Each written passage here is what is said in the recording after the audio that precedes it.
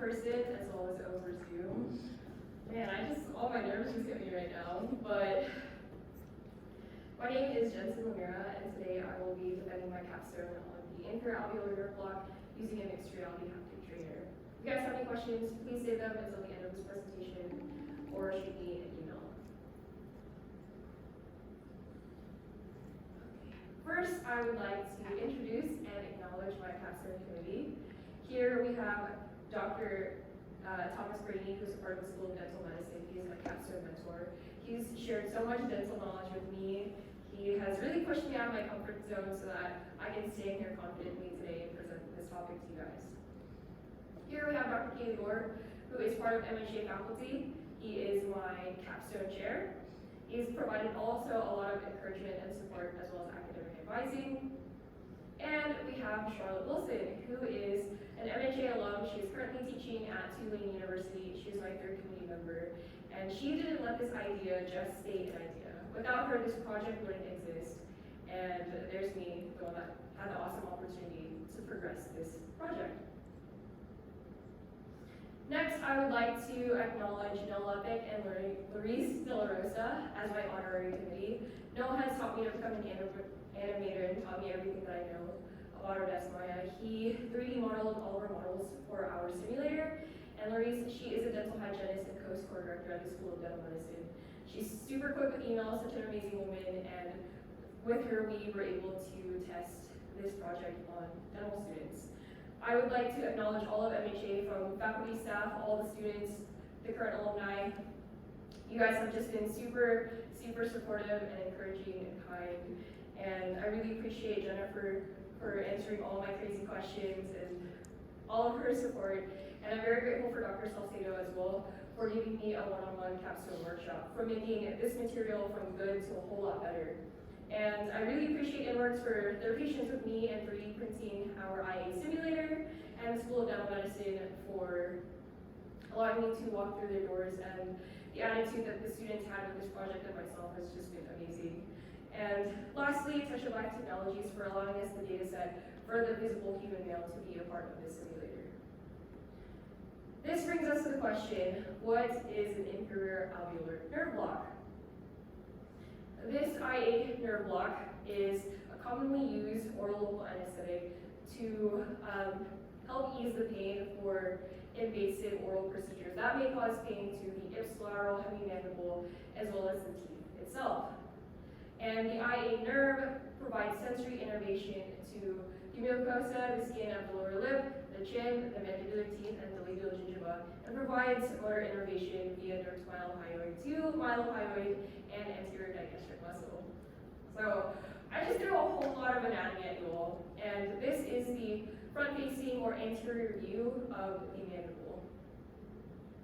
This bony protrusion is the coronoid process, and this is not to be confused with this slight depression, which is the coronoid notch. When we look at the posterior view of the mandible, we can see the medial wall of the ramus, and we see this hole, which is the mandibular foramen, and this tiny bony protrusion, which is the lingula. Using a screenshot from Complete Anatomy, this is to show you this yellow structure, which is the IA nerve, that enters into the mandible via that mandibular foramen and traverses through the mandible through the mandibular canal. And earlier I said ipsilateral hemimandible. Ipsilateral means same side. So if this is the right IA nerve, this is the right half of the mandible. So ipsilateral hemimandible. Not your typical bathroom selfie, but this is to show you, just to orient you. Towards the cheek is the buccal side, towards the lip is the labial side. We see the oral cavity, and this would be the oropharynx. So deep to the buccal mucosa is the buccinator muscle. This allows you to compress your cheeks. Deep to that oropharynx, deep to the mucosa of the oropharynx is the superior pharyngeal constrictor, and that muscle and the buccinator muscle meet at this ridge, which is known as the pterygomandibular raphe. A few things that I'd also like to point out, when you close your teeth together, that is that imaginary plane known as your occlusal plane. And then, so if this is the patient left side here, and we are looking at these two teeth. Those would be your premolars, but because it's on the opposite side, it's your contralateral premolars. You can also call them contralateral bicuspids, because we all know in anatomy there's like 10,000 names for everything. So using Autodesk Maya, which is a 3D modeling and animation software, I created this animation to show you how to perform an IA nerve block. And what you're going to see is the syringe barrel is going to align with the contralateral bicuspids. The needle tip will be parallel to the occlusal plane, and what you won't see is the pterygomandibular raphe. But in order to align the needle, you would position the needle anterolateral to the pterygomandibular raphe.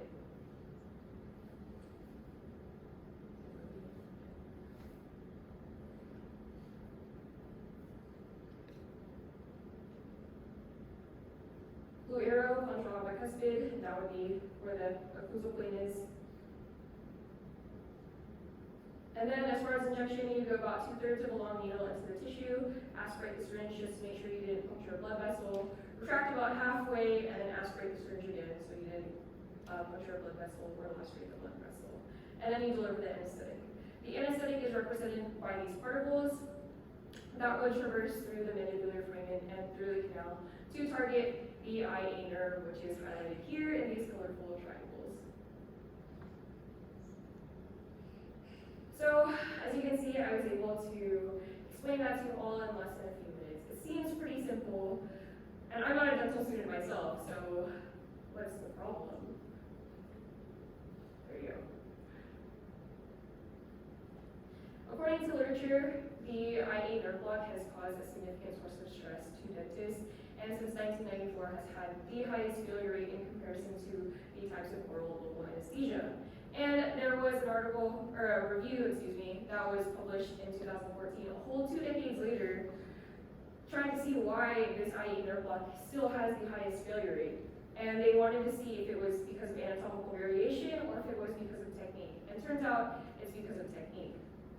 And you can ask yourself, where does technique start? Where does it begin?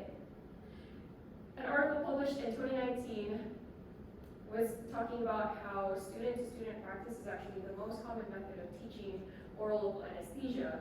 And this article specifically looked at confidence and anxiety. It turns out confidence and anxiety are negatively correlated with these students. So how do we teach students at the School of Dental Medicine? Also with student-to-student practice. So second-year dental students are enrolled in the pain control course in their spring semester. And this is where they learn oral local anesthesia, and at the end of the course, they have stab lab, which is a mandatory lab session where they practice the types of oral local anesthesia on each other. So they literally have only one shot, pun intended, to give this IA nerve block on their student partner.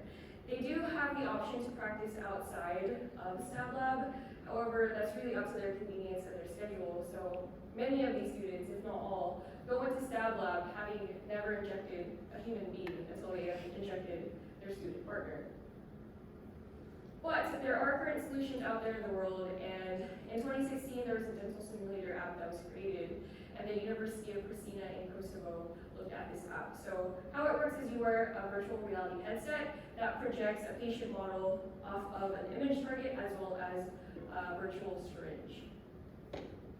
In 2020, they saw how this could be useful for the IA nerve block as a mobile aid, and those that used this the dental simulator had a faster time to deliver the anesthetic as well as a higher success rate. And then in 2021, they published another article on how this could be used as a method of distance learning, because we all know where we were in 2020 in quarantine at home. But this really takes care of any virtual reality or augmented reality components. What about something that's going to allow me to feel what it's like to give an IA nerve block?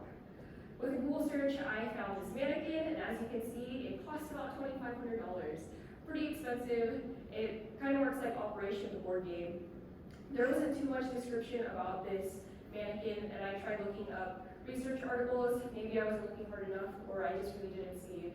But as far as the description, it says that it's anatomically correct. I was not able to confirm if that was because of a medical illustrator or it was based off of a cadaver.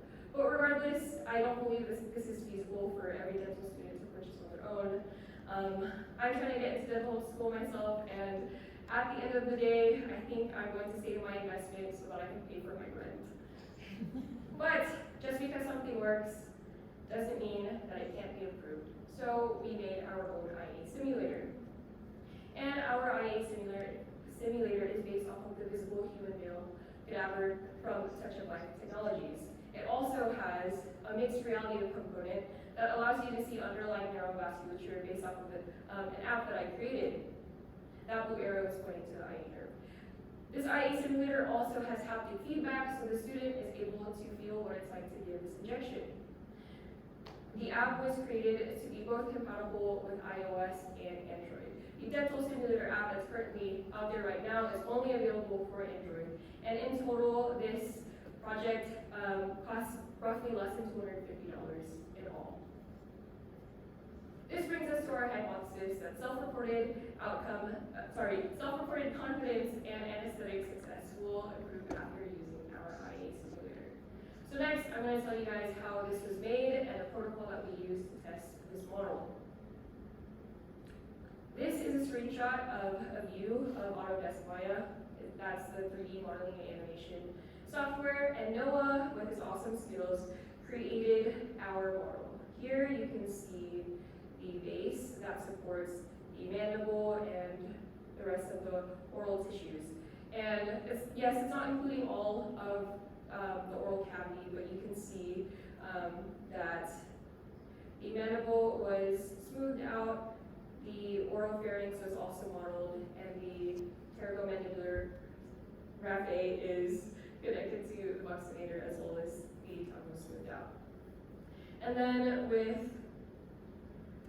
the measurements from an actual aspirating dental syringe, Noah sent me those and I created this virtual syringe, and these two files were imported into a software known as Unity. Unity is a cross-platform game developing engine, and if you guys have ever played Among Us, this is the software that created this game. We also used another software for the augmented reality component known as Vuforia. Using Vuforia, we uploaded image targets into the database, and this database is used to see how augmentable each image target is so that the camera can pick up the target and project the model that you would like to see. So if you look at one in particular, this vector art was purchased as a royalty-free license off of the Audi website, and you can see that has a 5-star rating, and that's what we're going for. And if I show you the tracking points on this image target, they're highlighted by these individual yellow points, and that's what we want. So once I was able to create the database of all 5-star rated images, I then uploaded it into Unity, and you can see that there's syringes and the oral cavity. Those two syringes are really one, but it's to accommodate for right and left-handed users. And the image target is above these models so that when the camera picks up the image target, it's able to project that assigned model. When I created this for Android, it was so easy. There was no security features that I had to overcome. I plugged in my Sony Xperia phone to my PC and downloaded it straight from Unity. No problem whatsoever. But when I got this for iOS, I first had to become an Apple developer. I had to download Xcode, sign all the certificates, and because I was using the camera app, I had to manually input in the information property list that I was using this privacy feature. So iOS people, it's really secure. And then I also had to explain why I was using the camera, which was solely just to scan image targets. So then finally, after so much trial and error, I was able to download this beta app onto my iPhone. It was known as Pilot Test. And once I've assembled the simulator in all, this is what it looks like. So automatically, the app will launch the camera, and you can see the superimposed AR model onto the physical model. And if you bring the camera closer at different angles, you can see the underlying neurovasculature, as long as that image target can be seen by the camera. Next, this video is just to show you that with slow movements, the camera can also track the movement of the syringe.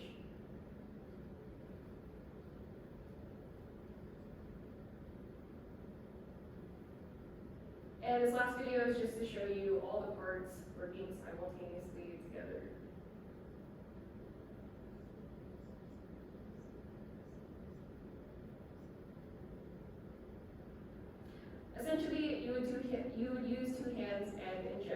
silicone piece. But because I had one hand with a phone and another hand controlling the syringe, I would have pushed the model off the table.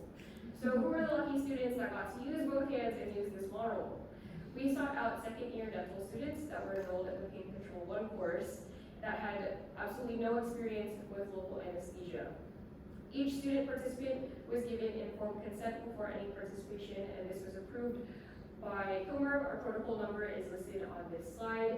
We, as the persons involved into the study, we have nothing to disclose, no conflicts of interest. These are the outcome measures that we sought out. They were injection specific and student reported. So as far as injection specific, we had 3 School of Dental Medicine faculty members calibrate their observation and assessment based off of Clarice's mandibular techniques lecture. And they looked at the injection domains, as you can see listed on the slide. I will go into more detail when we get to the results. As far as student-reported outcome measures, we sent pre-post surveys to collect demographics and a self-reported confidence. This self-reported confidence was collected using a virtual analog scale from a 0 to 10-point scale.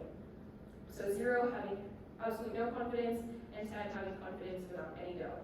And we asked how they felt giving a patient an IA nerve block and a student partner an IA nerve block. We also asked these students to recall the anatomical landmarks for an IA nerve block, and we also had a free response for the students to write out what was useful about the IA simulator. And all statistical analyses were done using SPSS.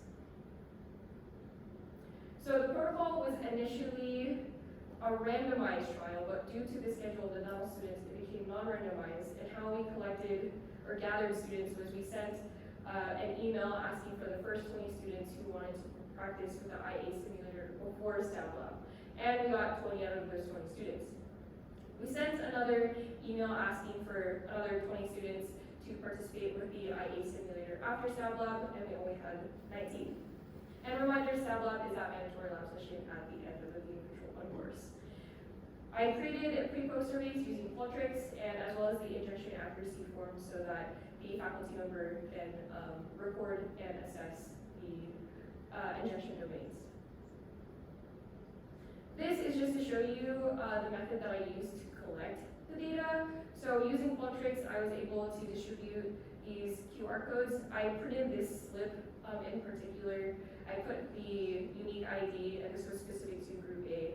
The turnaround for this was super awesome because it was very quick. The students scanned the QR code with a camera, took the pre-survey, confirmed with me, practiced with the IA simulator. Dr. Greeny scanned this QR code on the far right to observe and assess the injection domains. And the student took the post-survey once they finished practicing with the IA simulator. They showed me they were done and they were free to go. So 20 out of 20 students for that. As far as Stab Lab, we sent pre-surveys via email because I was in class and could not be available for them.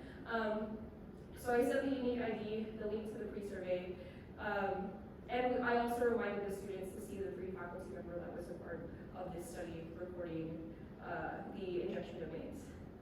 That afternoon of Stab Lab, once Stab Lab was complete, I sent the post-survey, and this is just the QR code that the faculty members used to use for the injection domain. It's similar to the one above, but it was just specific to the date of Stab Lab. Now we can get to the results.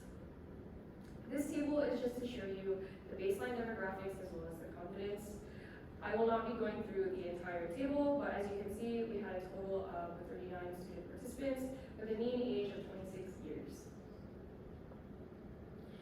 This is one of the injection domains. So this graph is showing needle insertion. So there were 2 variables that we were looking at: superior inferior needle insertion and anterior posterior needle insertion when you compare Group A to Group B. And those that were on target are represented by the green bar plot. Those that were off the target are represented by the blue bar plot. And those blue bar plots can be further broken down into the orientation at which they were off the target. Using a chi-square test, I compared Group A to Group B for the superior and inferior needle insertion, and there was no significant difference. But when I compared Group A to Group B for anterior posterior needle insertion, you can see that only 3 of those students were on the target, and these are the students that didn't use the IA simulator until after Stab Lab. And there was a significant difference of less than 0.001. Next, we can look at the syringe angle, similar to how these bar plots are set up. But we looked at the azimuth angle, so the alignment of the syringe barrel along the contralateral bicuspid, and the accurate altitude. So majority of these students, both in Group A and Group B were in the correct position. And those that were off are in these orange bar plots, and those can be further down into how they were angled. When I did a chi-score test to compare Group A and Group B in these respective categories, there was no significant difference. And now when we look at confidence, this is in regards to Group A. I asked during the baseline, so that's having had 0 intervention, and this is showing their average score. When I compared how they felt giving an IA nerve block to a student partner, we can see that the p-value is less than 0.001. So their confidence significantly increased. And when I compared how they felt about giving an IA nerve block to a patient, their confidence also significantly increased. But when we look at Group B, we can see that their averages did increase. Specifically for how they felt about giving a patient an IA nerve block, their confidence increased, also with a p-value less than 0.001. But then when we look at the actual student partner numbness during stat lab, we see that a little bit more than half of Group A were able to get their student partner numb. And Group B, you can see that 82.4% did not get their student partner numb. So to test for student partner numbness, there was a stimulus at the canine root eminence to see if that student partner could feel it. If they could feel it, that means they did not get numb. If they could not feel it, it means they were numb. So when I did a chi-score test on these two groups, we see that the p-value is 0.029. Yes, that is less than 0.05. And yes, that is still a pretty high p-value, but it's still less than 0.05. So we can say that the IA simulator prevented a higher failure rate for Group A. And this graph is just to show you the frequencies of those students that were able to recall the anatomical landmarks for an IA nerve block. Using 4 specific landmarks based off of Lewis's PowerPoint, I just did a fraction of out of 4, so those that got all 4 out of 4, 100%. And we can see that 11.7% of Group A got all of those landmarks correct. This doesn't really say anything about the IA simulator, only because there's so many confounding variables. How many of these students were on YouTube or any other social media before coming into Stat Lab? How many of these students really studied or read the textbook before coming to Stat Lab regarding this IA nerve block? So this graph is really just specifically for looking at frequencies. And then lastly, we did the qualitative analysis. So what I found were 2 positive themes and 2 constructive themes. So the first one, the visual experience provided by the simulator. The students mentioned that they really liked how open this oral cavity was. They also mentioned they liked being able to see the needle pierce through the buccinator and seeing how far they are with their target. They also liked the underlying neurovasculature using the AR component.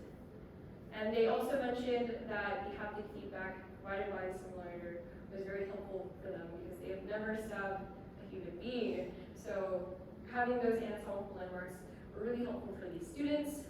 One student even said that it helped him overcome the fear of injecting an actual person before doing it. And theme 3, attachment points for the anatomical models. So these students said they had some slight difficulty manipulating the IA simulator only because there are no attachment points for these silicone pieces. So Dr. Grady and I had to hold the silicone pieces at one point, or we had to fasten the silicone pieces with tape.